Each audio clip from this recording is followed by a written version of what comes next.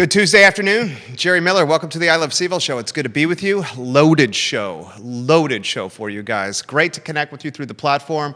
We're going to talk University of Virginia sports. We're going to talk UVA changing the logo. We're going to talk consumer confidence. We'll talk Bob Good beating Denver Riggleman. We'll talk over $4 million of money from the state to the city of Charlottesville for COVID stimulus appropriations, and that money not going to the local business community potentially. We'll talk about another restaurant unfortunately closing because one of its team members picked up COVID-19. Two phenomenal sizzle reels, one from Matt Daring on how he characterizes this time in Charlottesville, Virginia from his perspective, and another one from Paul Harris from this morning show. Paul Harris is a professor at UVA, a pastor, a leader in the community. I straight up said, my faith as a God-fearing man is being challenged right now, Dr. Harris, and he gave me a response that I think all of us should hear on this network. We're live in Charlottesville, the Commonwealth, the country, and the world on the I Love CVille Network. It's great to connect with all of you on this platform. We are an advertising agency in I Love CVille. Two of our favorites that we work alongside, Interstate Pest and Service Companies, and the good Dr. Scott Wagner, Chiropractic and Sports Medicine. I see in trying times how people respond to difficulty and challenges, and the teams behind Interstate Pest and Service Companies and Scott Wagner Chiropractic and Sports Medicine are responding admirably and exceeding expectations. Locally owned, support these guys. They're phenomenal. Okay? Judah Wickhauer, I'm really excited for today's show. He's our director. My friend, why don't we run headlines? And I want to give you about 45 seconds on consumer confidence. And this is a topic that came up today on Real Talk. If you are interested in just a phenomenal perspective on life, listen to Keith Smith of the Yes Team Realtors on Real Talk on this network, 10:15 a.m. on Tuesday and 10:15 a.m. on Friday. So we were talking about consumer confidence, and I've really been thinking of the importance of consumer confidence today being, July 16th, 2020. The low for us as Charlottesvillians and the low for us as Americans and as Virginians happened anywhere in a 30-day period of late February to mid-March. Okay, mid-February to mid-March, whether if you were in Seattle or if you were in Charlottesville, Virginia. So since then, we've been dealing with COVID-19, being at home, being with our kids at home, not being the social butterflies we're accustomed to, of being in human connection with people, not going to our favorite places, our favorite restaurants, being concerned about just breathing air when other folks are around, being concerned about touching materials, okay? And it's just been an emotional roller coaster ride. Along with that, we've had brutal injustices done to African Americans across the country. George Floyd obviously comes to mind in Minneapolis with the murder at the hands of a police officer. We have similar circumstances unfold before our very eyes in Atlanta. And we are, as an American population, a Charlottesville population, and a Commonwealth population, uneasy, full of unrest, perhaps angry, scared, fearful, unknowing, protective of family, especially the elderly. Do these characteristics describe you? Wanting to make change but not knowing how. And it leads me to the concept of consumer confidence. We have the Fed literally on CNBC in our studio today saying, we will do, Federal Reserve, we'll provide all the help we need to do. We will backstop this and provide all the help we need to get this back on track. We see unemployment declining. Thank goodness it got to 40 million people. We see a stock market approaching levels of pre-COVID times. And in fact, the market, depending on the index, has flirted with all-time highs in the last 10 days or so. So, we have unemployment going where it needs to go. We have Wall Street doing what it needs to do. We have the biggest banks and policymakers and the decision makers that can really influence the economy from a macro standpoint in the nation and globally, the Fed, saying we'll do whatever it takes. So we have a lot of positive circumstances colliding at one time. Yet what we are lacking on the Charlottesville level, on the Central Virginia level, on the Commonwealth level, and the country level, what we're lacking is consumer confidence. Consumer confidence. The confidence of Jerry and Lauren and Trey at their home welcoming service providers to the house, to service the house, not only outside but inside. I'm okay with that. I understand my wife right now is not, and I appreciate why she isn't, because she's a mama bear and she cares about our future and our health and our safety, especially of our little boy. And I get it. Consumer confidence, right? How about the vineyard or the brewery who's uncertain if their customer is going to come in, and as a result, that vineyard or the brewery doesn't have an ad placed on TV, radio, print, or wherever it may be, right?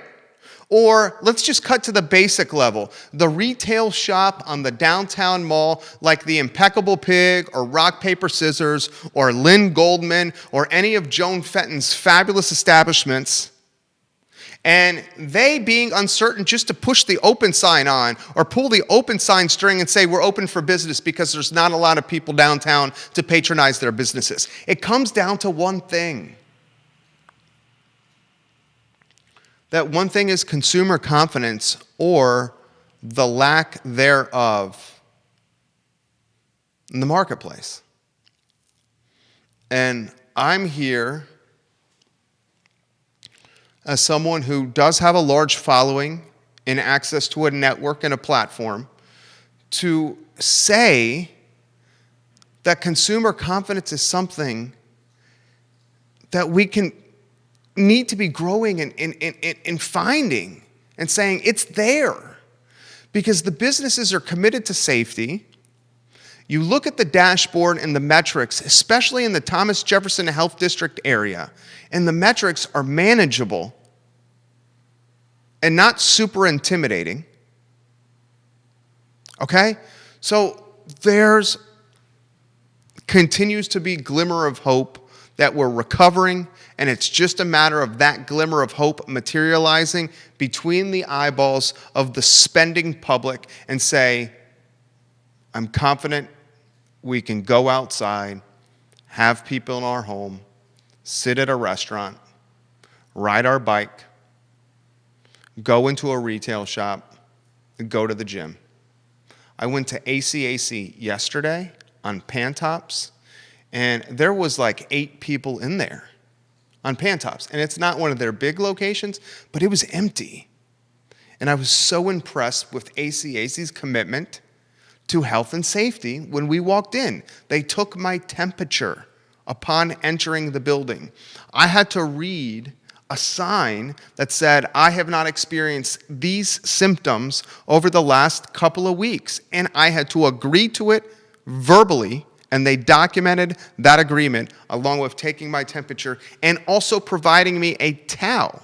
The people are wearing face masks and gloves. I guess if I can find a way to use this platform to say, hey,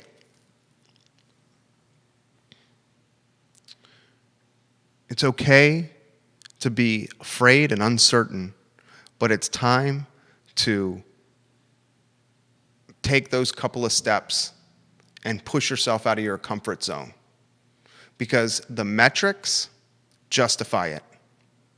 Because the folks begging for our support are backing that begging for support by committing themselves to cleanliness and safety. We got a Fed that says we're going to do whatever it takes to get us out of it. We got unemployment declining. We got a stock market that's reaching levels, that pre-COVID levels. And we got Americans, a lot of them, and Charlottesvillians, a lot of them, with disposable income because they haven't done anything over the last 90 days. It's time to get it going again.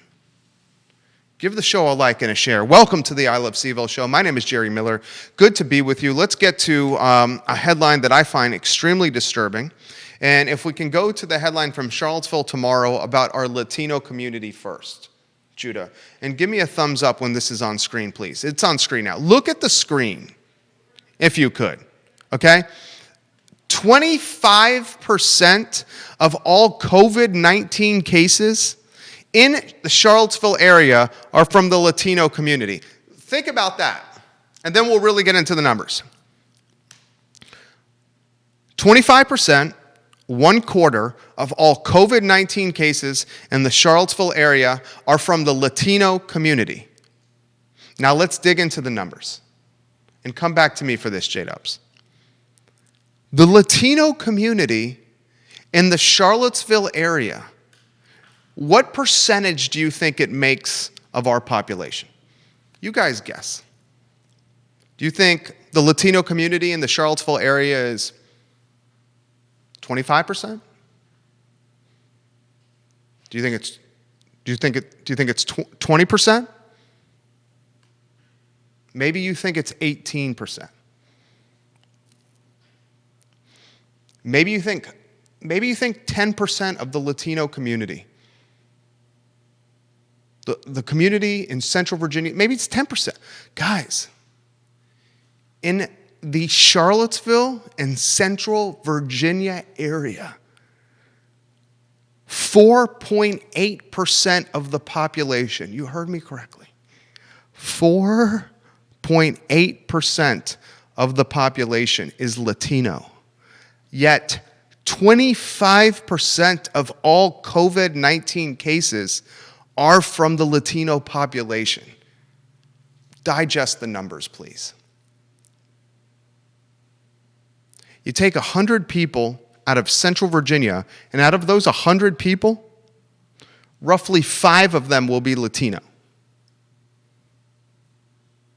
Yet you take the entire population of COVID cases in Central Virginia, and 25% of them are Latino man or woman. That obviously is a direct sign and a direct correlation of frontline workers, no doubt, frontline workers. And it's also a direct correlation of an underserved population that may or may not have access to the resources for PPP money.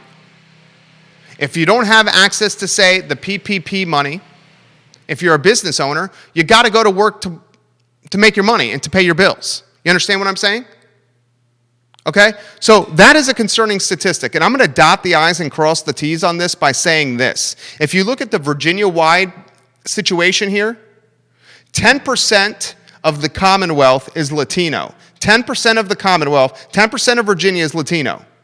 Yet 50% of the cases in the Commonwealth are from the same population. Oh.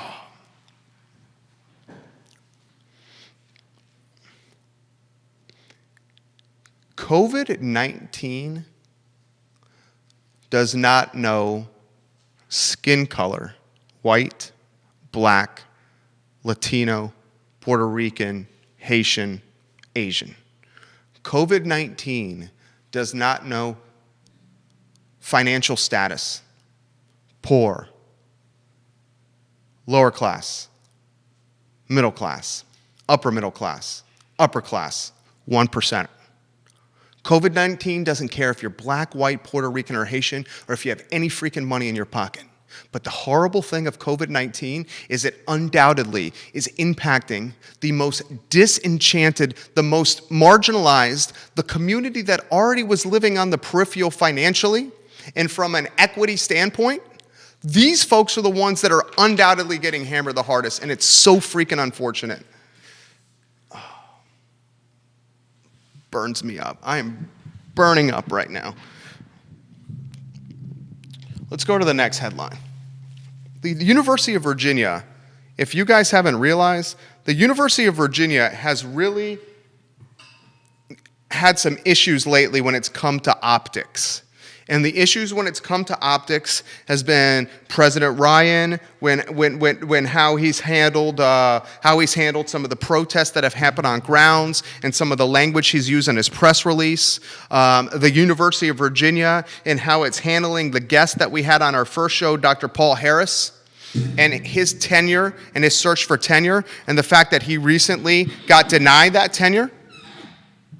Okay, the University of Virginia is struggling from an optics standpoint with just making basic announcements of what it's going to do for the fall semester, or if its athletic department in the fall semester. Announcements that undoubtedly tremendously impact the community and hotels and weddings and events and small businesses. We rely on UVA.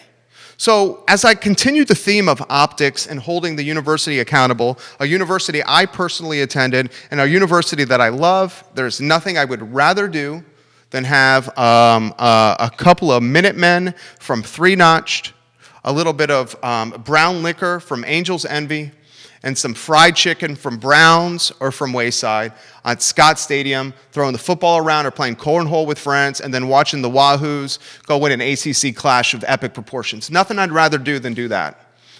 Going to a basketball game and watching Tony Bennett win, close second for me.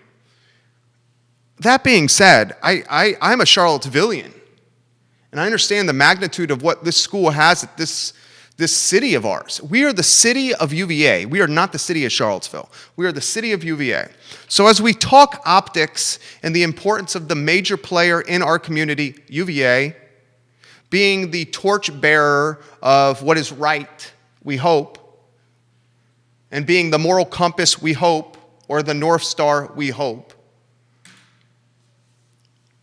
they find themselves in hot water again. Judah, let's go to the headline. We redid the logo for the second time for the University of Virginia Athletics Department. Remember early in this show, I'd say about April, when I was telling you the story about the UVA Athletic Department, and are those logos on screen, Judah? They are? Look at the screen now. Look at the screen now. Look at the screen now. This is from the Cavalier Daily. So there's an aspect of the logos for UVA and the athletic department that the athletic department was championing in April before George Floyd, before the racial unrest we have in America right now, which is justified. We had the athletic department in conjunction with Nike release updated branding. And one of the aspects that this team who created this new brand identity, one of the aspects that this team championed and pounded their chest saying, look at what we did, give us props and accolades, was, and keep it, is it back on screen? Put it back on screen. Was the V-Sabers. If you look at the V-Sabers, if you're watching on screen, you'll see serpentine on the V-Saber. See on the left how the handle has like ridges or edges? Well, those ridges or edges are supposed to be the 8-foot walls, the serpentine walls that are the grounds at the UVA around the lawn. Unfortunately, they did not do their research, and these 8-foot walls at UVA and grounds were used to essentially, and not essentially, 100%, were used to hide the slaves that worked the grounds at UVA. So when you went and you walked down the lawn, guys, okay, whether you were a student or parent visiting, and you were walking down the lawn, and you looked left and you looked right, you saw an 8-foot brick wall that serpentined. Behind that brick wall were the slaves that were managing the grounds at University of Virginia. So here, Nike and UVA's athletic department, when they announced this brand, this new identity, they say, look at us. We are honoring the footprint of grounds at UVA by including the serpentine walls in the logo. Lo and behold, that's probably not what you wanted to do. And it's certainly intensified. That was done in April. It's certainly intensified. It's certainly intensified over the last 50 days in America. Good night. Ay, mi madre. Let's Let's go to the next headline. Bob Good beats Denver Riggleman. Put that on screen. This is no surprise. We told you this was going to happen. Denver Riggleman, the owner of Silverback Distillery with his wife, he officiates a same-sex marriage. The same-sex marriage he officiates are two men that served on his campaign to help him get elected. So of course he's loyal to these two guys that help him become a congressman.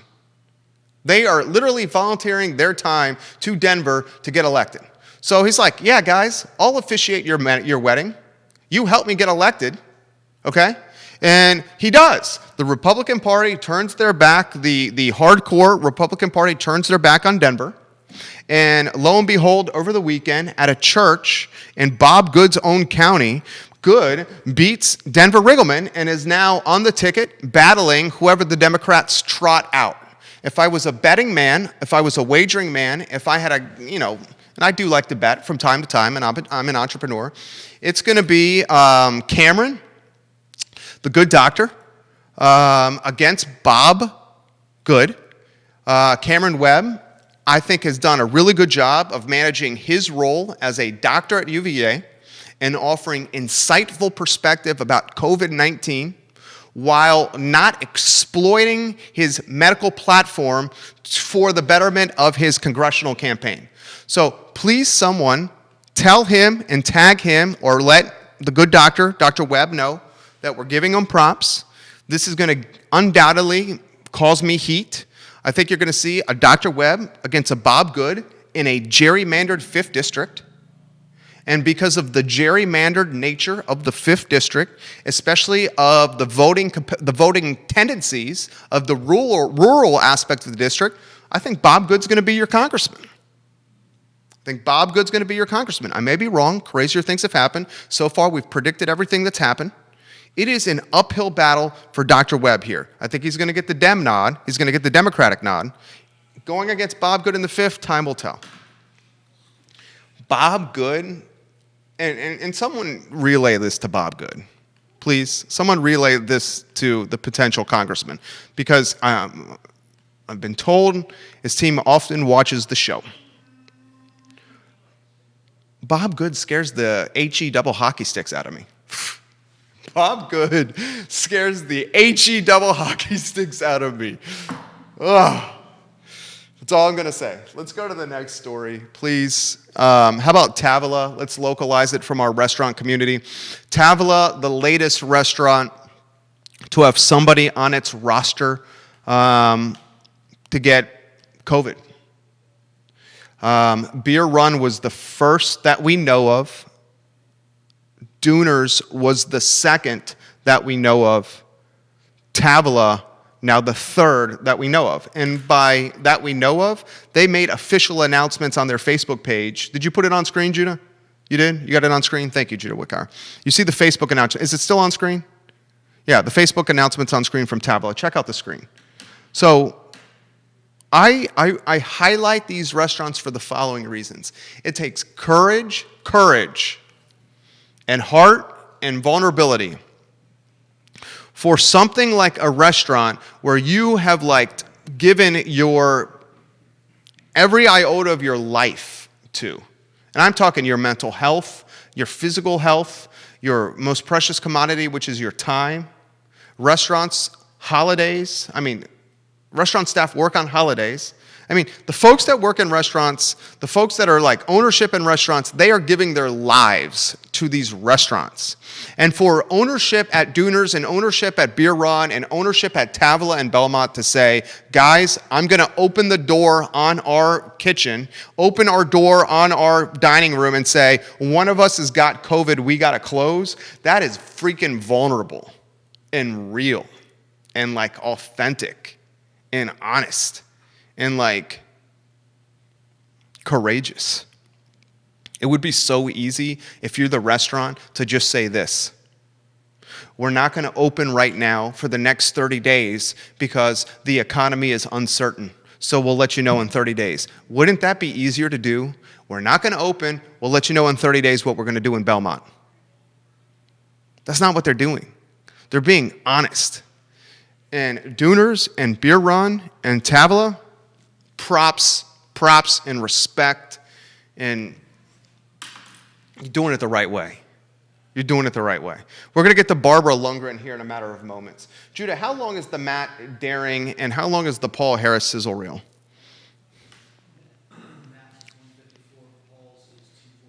Okay, why don't I do this? Barbara, we're going to go to you here in a second. Let's get Paul Harris ready to go. Okay, let's get Paul Harris ready to go if you could. Barbara, we're going to Skype you right during this Paul Harris sizzle reel. So Paul Harris joined Keith Smith, the distinguished gentleman, and myself on Real Talk. Keith Smith is a wealth of information. The guy is so freaking knowledgeable and smart and just really gets life. I love some Keith Smith, and he is a go-to guy if you need to buy or sell a home, Keith and Jonas Smith. Paul Harris came on our show, Real Talk, this morning, and I straight up said, Paul, as a God-fearing man, a boy raised as a Southern Baptist, who went to Wednesday supper and Sunday school and big service at 11 a.m., then we stayed for lunch, and then went back for youth group Sunday night, Wednesday supper, vacation, God-fearing guy here. I said, Paul, my faith is being challenged. His response, on point. Judah, 3, 2, 1. The question we have, and I'm going to get out of your way. I feel the faith has a little been challenged over the last 90 days. Yeah, Jerry, and you're not alone. I think earlier I referenced lament, right? And I took that from the Psalms where David, Psalms 13 is one, but there are others where he's like, God, where are you? Have you forgotten about us? Like, I'm struggling here. I can't even, I want to, life, I want it to end in many ways is what he was saying. Job, similarly, lost all these people in his life, lost all his crops, basically business went south. He was, and this was a righteous guy, right? Like, who was this God that would allow this to happen to the good person? And here we are thousands of years later with a similar cry. And one thing I'm growing, I'll say, to learn, and it's a hard truth because like you, it's hard to be steadfast in faith sometimes in these moments is, he's never promised us a storm-free life, right? Promised us a storm-proof one. In fact, he says in John 16:33, like, in this world, you are going to have trouble. But what we can take heart in is that he's already overcome the world. And so through it all, we can have his peace. Why he allows things to happen, I think what I'm careful to do, and the psalmist is a good model for this, is not to ask in an accusatory way, but I can ask. The psalmist clearly asked, hey, what's going to help me understand if there's a purpose, I want to see it because this sucks and this hurts. But I try, and it's hard, right, to not posture myself in a way of, just in this accusatory, like, why, God? Who do you think you are? And because I'm not God. And I want to be careful about that tone. But at the same time, gosh, why the heck? Yeah, why? Why are we struggling with all the things, racism and devaluing of black bodies? Like, what is this? We know in Ephesians, he talked about the Jews and the Greeks, very similar racial issues going on. That he says then he destroyed the walls of hostility between the two. And so reading that gives me hope about where we are today. But man, it's hard to be steadfast in it when we continue seeing similar things persist. But yeah, that at the end of the day for me, Jerry, I try to stay in a posture of, you know what, if you never did anything else for me from where I sit faith-wise, what you did however many thousands of years ago that grants me not having to go to hell, I'm good, I'm good, and I'll figure a way out through this with your help. And that's hard to maintain that perspective, and yet that's the perspective I try to embrace every day. What you did, phenomenal. Paul Harris is absolutely phenomenal. And I'm really excited. I'll say this, Paul. Caught wind after the show with everything that was going on at UVA. This platform, anytime you want Dr. Harris, yours, I swear. Anytime you want Dr. Harris, anything you need, this platform is yours. I swear. Barbara Lundgren is on the line, and Barbara Lundgren, I think, is live from the thriving metropolis that is Lynchburg, Virginia. And we're very excited to welcome her to the show. Judah, do I have your green light? I do. Barbara, you're live for Charlottesville, for Lynchburg, for the Commonwealth, the country, and the world. Thank you for joining us. How are you, Barbara? I'm great. How are you, Jerry? Good. Thanks for having me. Thank you for joining us. I'm really excited. I think I'm going to get out of your way and allow you to do the grand reveal. Doing the grand reveal is one of the things that you love about your profession, making the dreams of brides and their mothers all over the Eastern Seaboard come true. Now you're doing a grand reveal of completely different proportions that I think is going to be very impactful for you as well. People are watching. Barbara, the show is yours. Well, Jerry, I want to thank you first for the opportunity. We are going to co-host the Virginia Weddings and Events Showcase starting on Thursday morning from 10:15 to 11:15. And this will be a weekly show on Thursday mornings. And we'll be interviewing all kinds of wedding professionals, wineries and breweries, and just having a lot of fun. I think you can tell already that Barbara Lundgren is on her way to an Emmy-winning career as a broadcaster. She's exactly right. We are going to be doing this show Thursday mornings at 10:15, a weekly program called the Virginia Wedding and Event Showcase here on the I Love CVille Network, powered by her phenomenal business in Barb Wired. And I'm going to throw this to you, Barbara. I'm excited for this. I've already heard through the grapevine from others that are also excited. But what is your vision for this new concept? Oh gosh, like I said, we're going to have a lot of fun. I want to see our event professionals, like we say, showcased, highlighted. We want to see what's going on with all of the challenges right now. And just we've come together as a team once again. We've done it many times with county challenges and weather challenges, all types of things that we've been through. It's being in weddings and events is a tough life. And we'll be talking about that. But when we come together as a team, we're strong, and that's what we're going to be talking about with all of our colleagues here, and it's going to be interesting. I think it's going to be phenomenal. Yeah. They call Barbara the fairy godmother in the industry. So we have the fairy godmother on our network Thursdays at 10:15 in the morning. So questions like this. So when you're in season and you're humming and you're super busy, what's it like for you to have a weekend? Because your weekend is not Friday, Saturday, Sunday. I mean, questions like that. When do you breathe when you're in this industry? How about something like that? Oh, well, you might think that my Mondays, Tuesdays are a weekend, but Mondays bring a wrap up kind of day. So you might be Tuesday, Wednesday, you'll take a couple of days off. But that's when you really need to catch up. There really isn't a day off in the hot season. I mean, it really isn't. You have to be available all the time. So I don't have a day throughout the year really that I'm not communicating to colleagues and couples and clients. So you have to be available. That's what we've built our business on, is communication. And we're talking to them, answering emails, text, whatever, within 24 hours or less. Phase 2 with the governor, how did that impact your industry?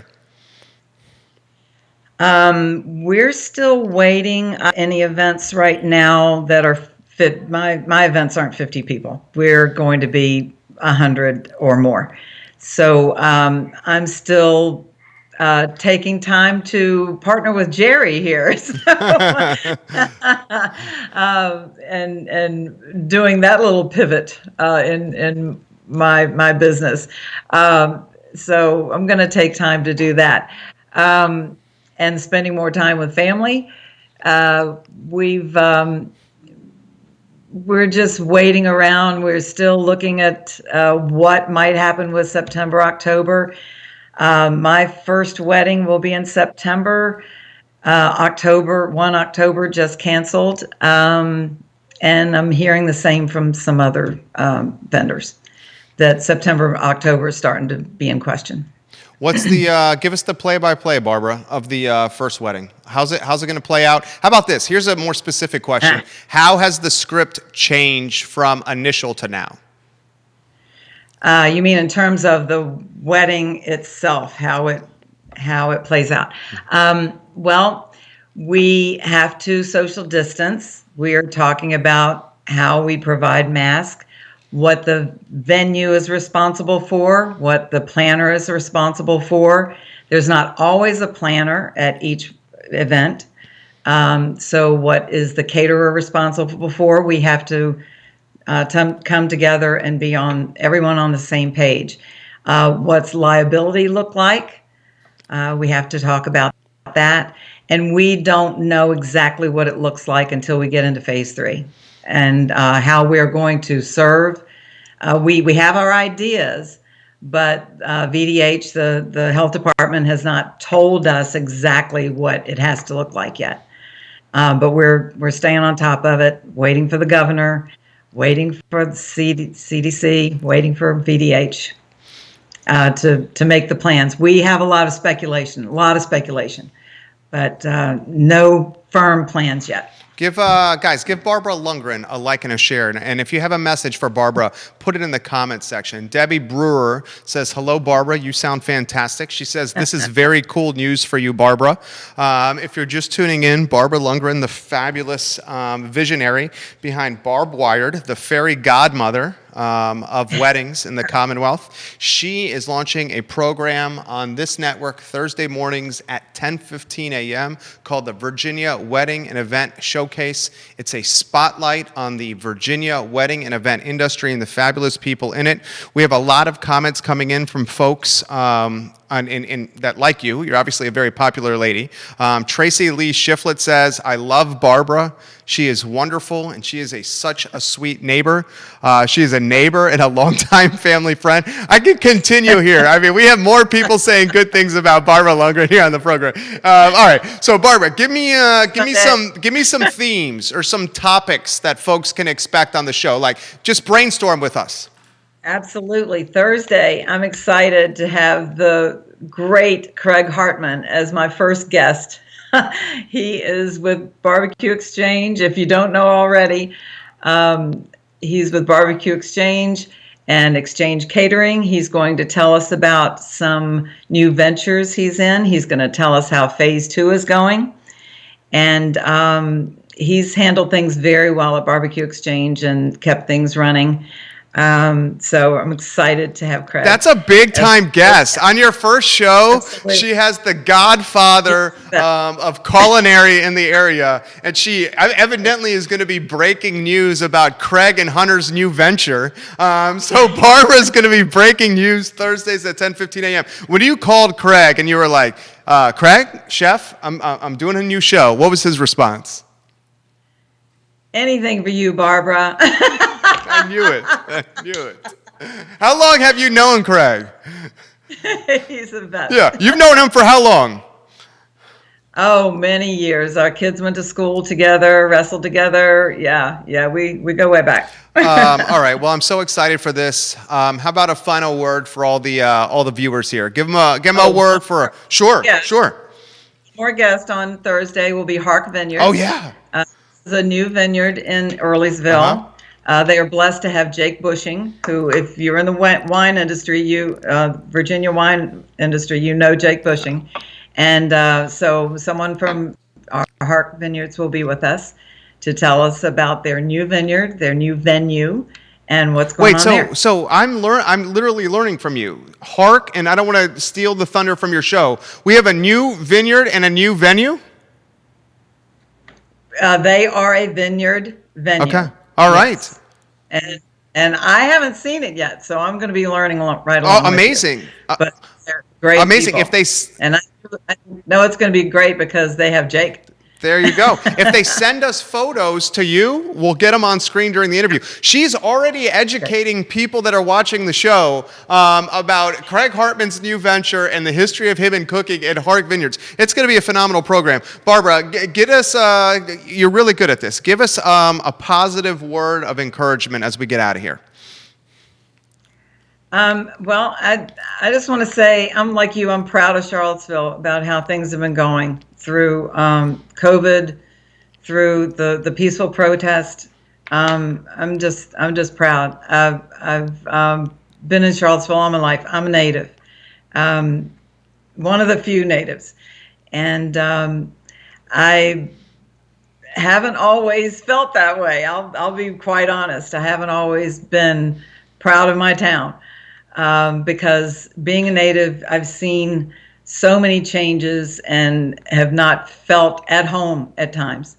But I'm very proud right now of how things have been handled, and just, we want that to continue. And I pray a lot, so we're keeping that. I loved your guest this morning. Paul was amazing, right? Yeah. Paul was great. Let's have more of that. Amen. Yep. Let's do this. That was good. Can we cut that into a sizzle reel and play that on tomorrow's show? That was good. Barbara, thank you. You're amazing. I'll see you Thursday. Great. Absolutely. Take Thank care. you. All right, Barbara Lundgren. All right. Thursdays, 10:15 a.m. on the I Love CVille Network, the Virginia Wedding and Event Showcase, starring the fairy godmother herself, Barbara Lundgren of Barb Wired. It's going to be impactful. Give Barbara Lundgren a like and a share on any of the 12 Facebook pages that you are now watching this show on. Hammer the like button. Hammer the share button for Barbara Lundgren, who I thought was absolutely freaking amazing. I'm so excited for this show. Do you have the marketing collateral graphic handy, Judah, that you can put on screen? Or is that ballsy? Yeah. That's all right. We'll get it. We'll just be on the lookout, okay? Be on the lookout for it, guys. Couple things I want to get to. I want to get to Matt Daring, who was our guest on Friday. I asked him, how do you characterize this time in Charlottesville, Virginia? He's a father of two. He works for the University of Virginia. He is a good guy. His second time on the show. We'll get to that in a matter of moments. Before we do, let's get to some of your comments. This is how the show is dynamic. You can put your comments in the comment section of any of these 12 Facebook pages, and I will relay those comments on air. Comments like this. Andre Xavier, who's the Chief Executive Officer and co-founder of CVille Hop On Tours, he says, Craig Hartman is the best. Ray Cadell says, ask Barbara about dancing and the dance floor. I'll ask her about that on Thursday. J-Dubs, can you talk to this guy over here? Outside, please. Ray Cadell says, that's one first-class planner and an even better human being with you right there. Andre Xavier says he's so pumped for this show. Give it a like and a share on any of these Facebook pages that you're watching on, and we will relay any of your shared perspective on the show today on the I Love CVille Network. I want to get to Matt Daring, if you can, Judah, and his sizzle reel. Friday, we had him on the show. He was just a really good guy and has a lot of positive perspective to offer. Do you have that sizzle reel ready to go? All right, give us Matt Daring in 3, 2, and 1. I think everyone does, especially the folks that are listening here, value your perspective here. How do you characterize, from your perspective, how do you characterize this time in Charlottesville and this time in, say, America? This is what so I'm going to give you my hope, is that this is a hinge point. This is one of those things that is a hinge point. And we will denote time before this and denote time after this. And I think that was going to happen anyway with the pandemic, right? But maybe there will be something different. But I think this is a hinge point. This is 9/11. This is the Edmund Pettus Bridge. This is whatever you want to name it. I think my hope is that this is a hinge point, and that we really, really, really start to do the things. Break down the concept of hinge point further. So, I mean, it's one of those things where you see like what life was like before that and what life was like after that. So it's an inflection point. It's one of those things that caused a change. Like with the financial crisis when Bear Stearns went belly up, that was the hinge point, and it was like that's when everybody was like, "Oh, this is serious." But I feel like people will look back at this time and realize this was a hinge point, and this was when people really started to focus on systemic racism and eradicating it, and understanding the evilness and the tenaciousness and the perniciousness of it, and really started to work to eradicate that. You see what we're trying to do with the sizzle reels, guys? We're trying to take important aspects of shows, bring them to you again. I think you'll get that from Barb Lundgren tomorrow. In fact, I know you will. You saw that from Paul Harris. You saw it from Matt Daring.